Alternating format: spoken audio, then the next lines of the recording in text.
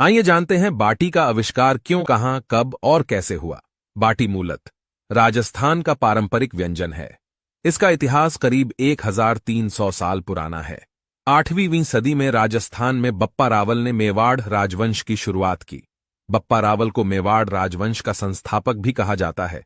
इस समय राजपूत सरदार अपने राज्यों का विस्तार कर रहे थे। इसके लिए युद्ध भी होते थे। इस दौरान ही बाटी बनने की शुरुआत हुई।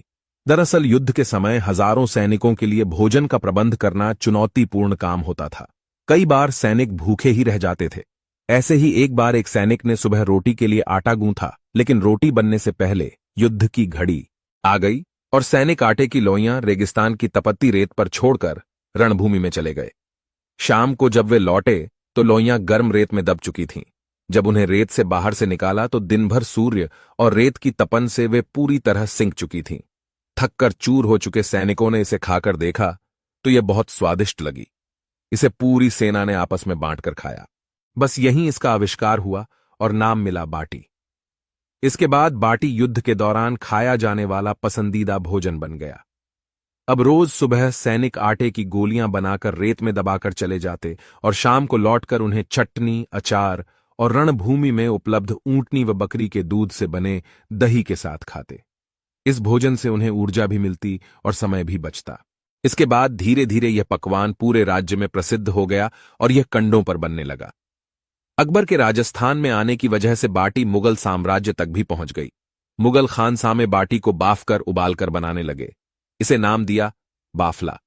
इसके बाद यह पकवान देश भर में प्रसिद्ध हुआ और आज भी है और कई तरीकों से बनाया जाता है।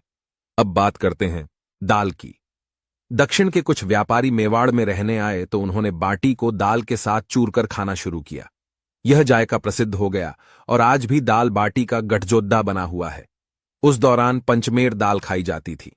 यह 5 तरह की दाल चना, मूंग, उड़द, तुअर और मसूर से मिलकर बनाई जाती थी। इसमें सरसों के तेल या घी में तेज मसालों का तड़का होता था। अब चूरमा की बारी आती है। यह मीठा पकवान अनजाने में ही बन गया। दरअसल एक बार मेवाड़ के गुहिलोत कबीले के रसोइये के हाथ से छूटकर बाटियां गन्ने के रस में गिर गईं। इससे बाटी नरम हो गई और स्वादिष्ट भी। इसके बाद से इसे गन्ने के रस में डुबोकर बनाया जाना लगा। मिश्री, इलायची और ढेर सारा घी भी इसमें डलने लगा। बाटी को चूर कर बनाने के कारण इसका नाम चूरमा पड़ा। वीडियो अच्छी लगी हो तो लाइक करें, फॉलो करें